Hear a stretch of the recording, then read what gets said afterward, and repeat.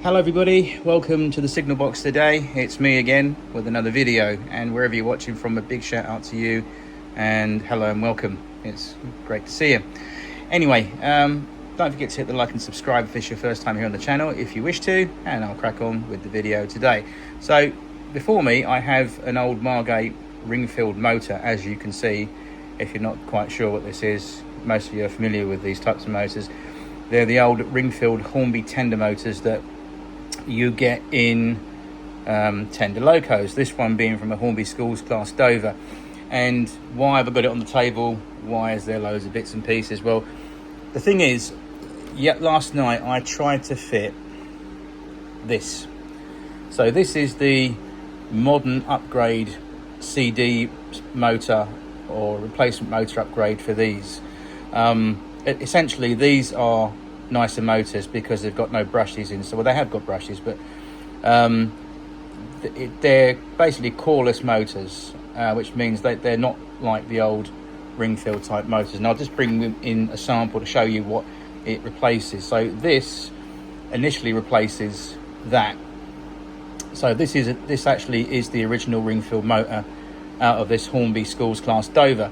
And the point is, guys, I tried fitting this last night and it went a little bit haywire because, no pun intended, but this is the smallest motor, as you can see depth-wise, that I thought they did. Apparently it's not, because these ring-filled motors, the housing and the whole, the chassis block that houses the tender motor itself is actually a lot different to this. So what happened was, basically, when I removed all this to fit that into that space, it stuck out too much, and basically I couldn't fit the centre wheel back in. In actual fact, what I ended up doing, I thought of an idea about drilling the axle boxes on the middle of each side of the tender and actually inserting the axles, or a piece of axle, either side, so they were flush, but it obviously didn't work. It's buggered up. So what I'm going to have to do, basically, I'm going to get a piece of black cable tie and carefully put over that, which will look like an oil cap. I've seen it done, so you can do that. Just a little bit of black thin cable tie, clip a little bit off and file it and cut it and super glue it there, and no one will know, and it will look like it's part of the oil lubricating system cap, and we should be able to get away with that. But I did try, and sadly, unfortunately, this is a Hornby Margate ring-filled motor mechanism, and it will be a Hornby Margate made mechanism ring-filled motor, because the reason I actually did the change in the first place, or why I wanted to do the initial upgrade to try and put this in there, was because of this. And I thought it needs a new motor, and if I'm going to do a new motor on it, let's try this. But the reason it was running a little bit slow, and it was really wanting a lot of amps on the controller, I found out something that possibly is the culprit. And it's quite an easy spot if you know what to look for. And I'll show you.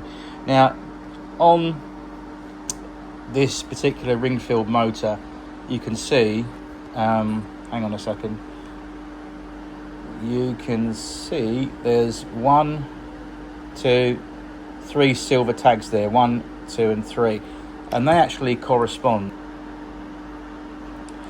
And those 3 tags on there, which obviously mentioned, are there and there and there. If you can see those bits of silver solder, they correspond to a very thin piece of wire that goes onto the actual coil underneath that purple bit there. I'll just bring in my external light source and you can maybe see that.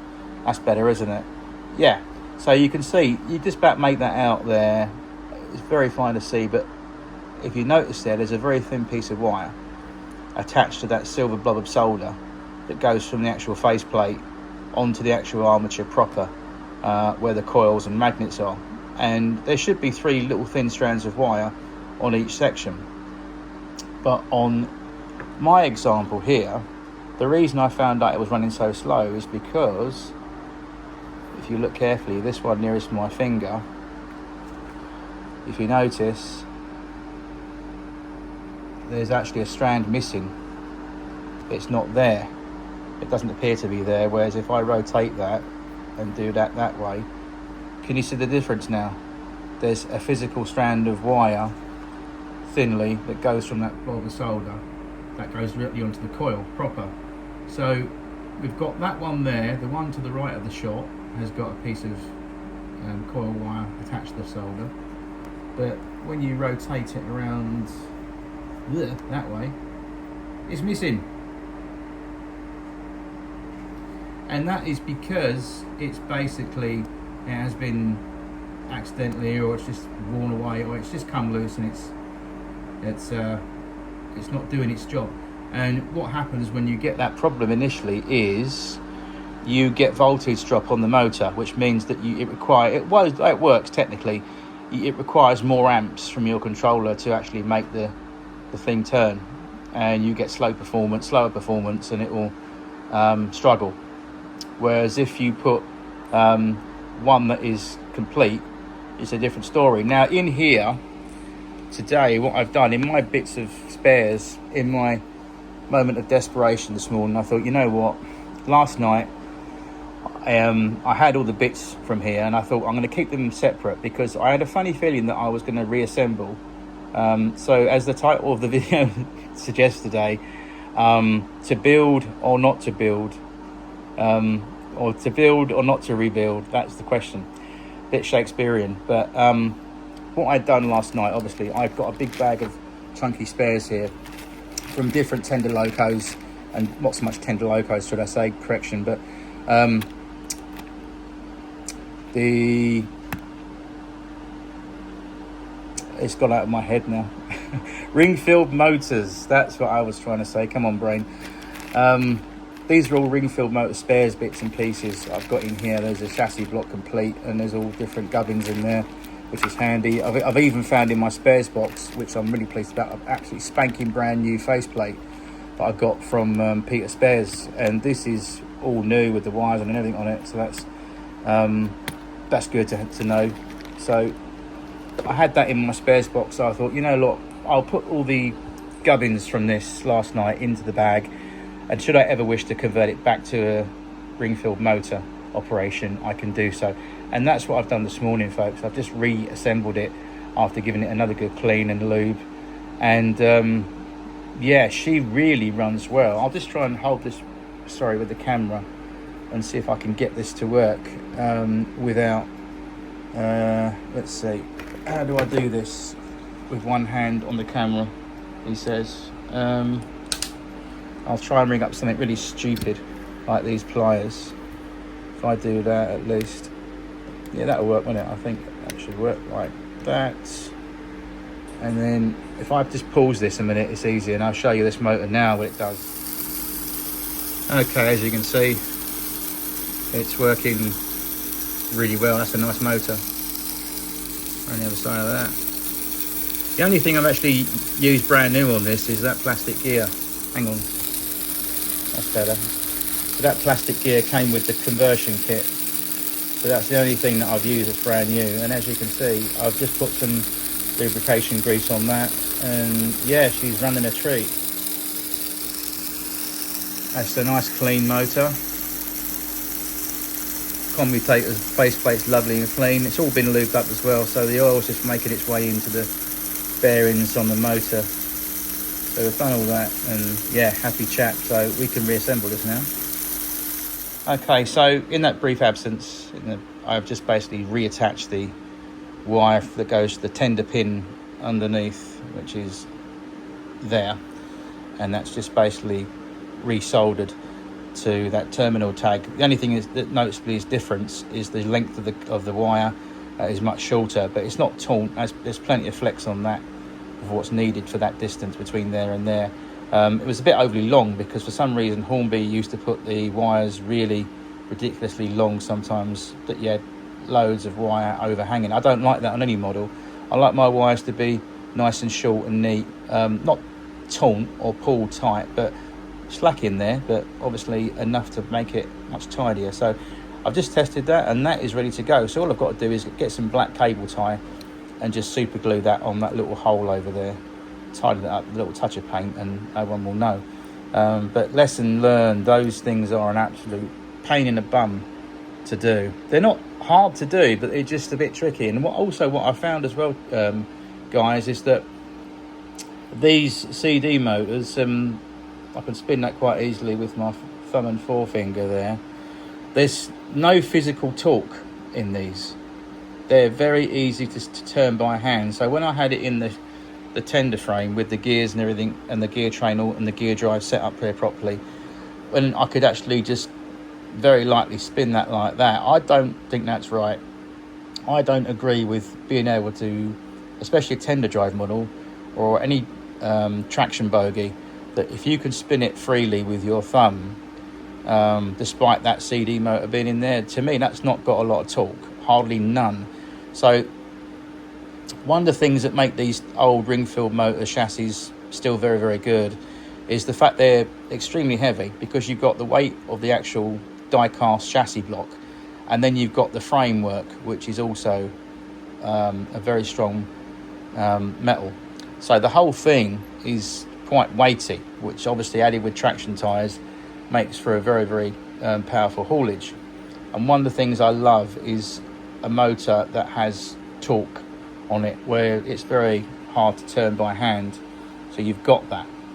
And I believe these motors, although they're quieter and there's no need to replace any parts, they're pretty much, these things are indestructible. They last for ages, for a lifetime pretty much, unless you have it on full speed at 12 volts for like 24 hours, 48 hours, the thing would obviously burn out. But I don't think these motors are all that great for what they're cracked up to be. I mean, this didn't cost me an awful lot. It cost me £8 on eBay. So I think it recommends that you can fit these in the sort of the HSTs, and I've got an HST or two to try, but I'm very reluctant to put these in and keep faffing around with these ring-filled motors, because what I've learned, guys, I mean, I'm actually going to give this a thumbs down.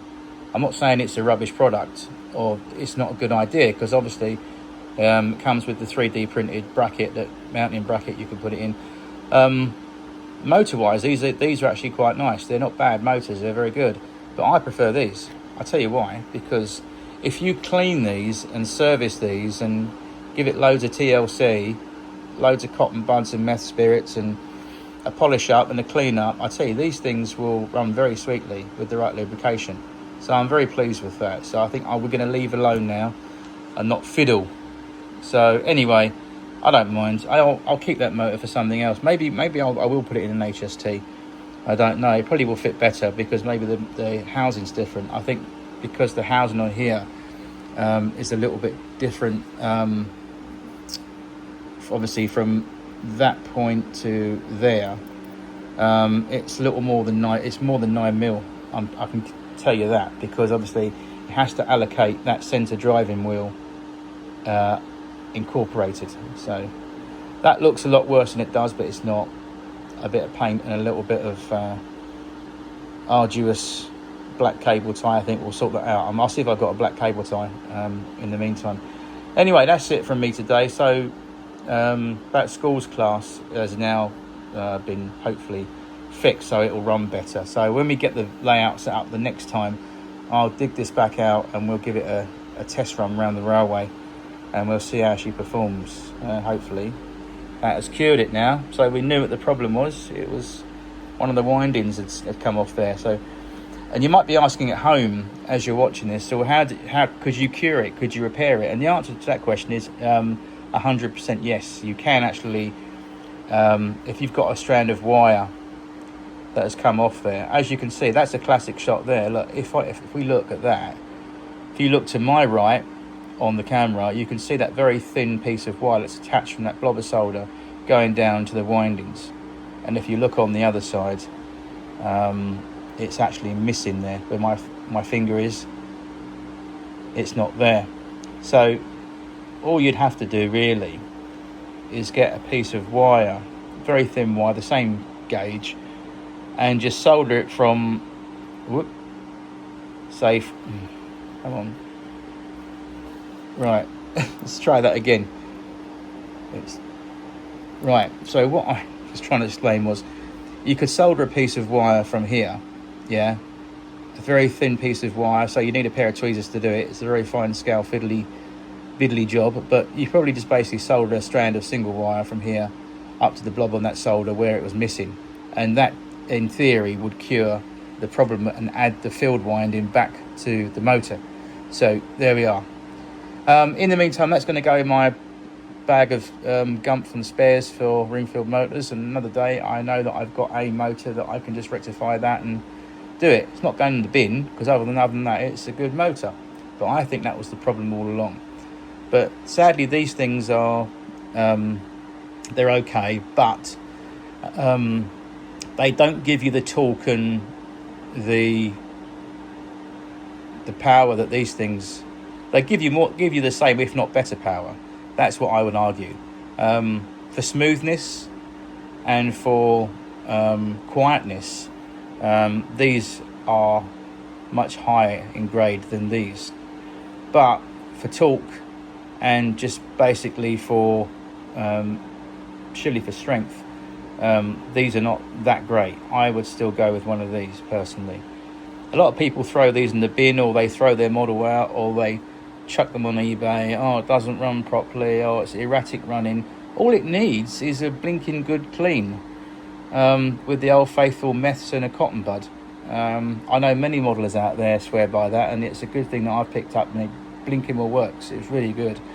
You can go really sort of finesse and use a Dremel attachment and polish it up. You can do that, but I always find with a Dremel, that's exactly where the danger is of accidentally severing one of the strands from these soldered lugs from the faceplate onto the windings.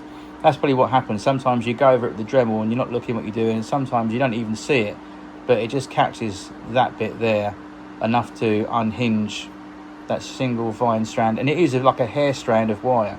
It's very, very fine, but if you knock that off or you lose it, that's half of your motor power that's out the window, unless you really resolder it. So just a little tip out there. So if you've got a tender drive or a Ringfield motor model, if it's like a diesel or a steam engine from Hornby, Margate made, and you notice lately it's been sluggish and you've tried to clean it up, you've given it all the best cleaning you can do, and it's still crap, I bet you 99% of the time that's your problem.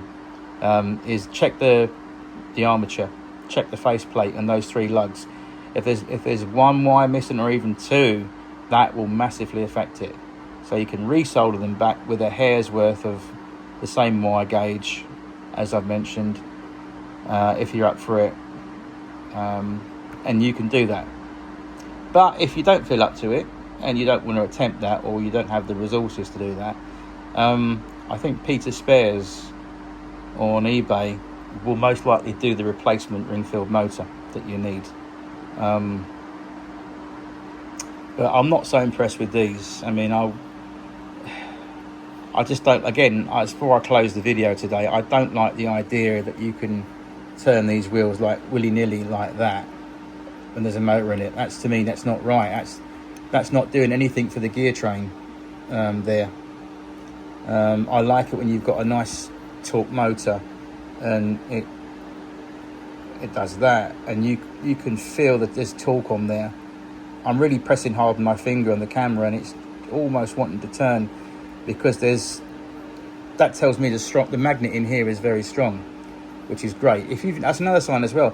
If you've got a Ringfield motor that's okay, and it's got all the tags all soldered up on the faceplate to the windings properly, and there's nothing wrong with it, but you put it in your tender or Ringfield motor chassis, everything is lubricated, everything's put together correctly, the gears are meshing nicely, everything is as it should be, but you're finding that it's turning really too freely, and the cog on the gear cog, which engages with the drivetrain there, that white large cog, or a brass cog normally, if that's on the spindle and it isn't loose, and that's okay, there's only one problem that's left, and that is the magnet inside here is actually very weak. It needs remagnetizing or replacing.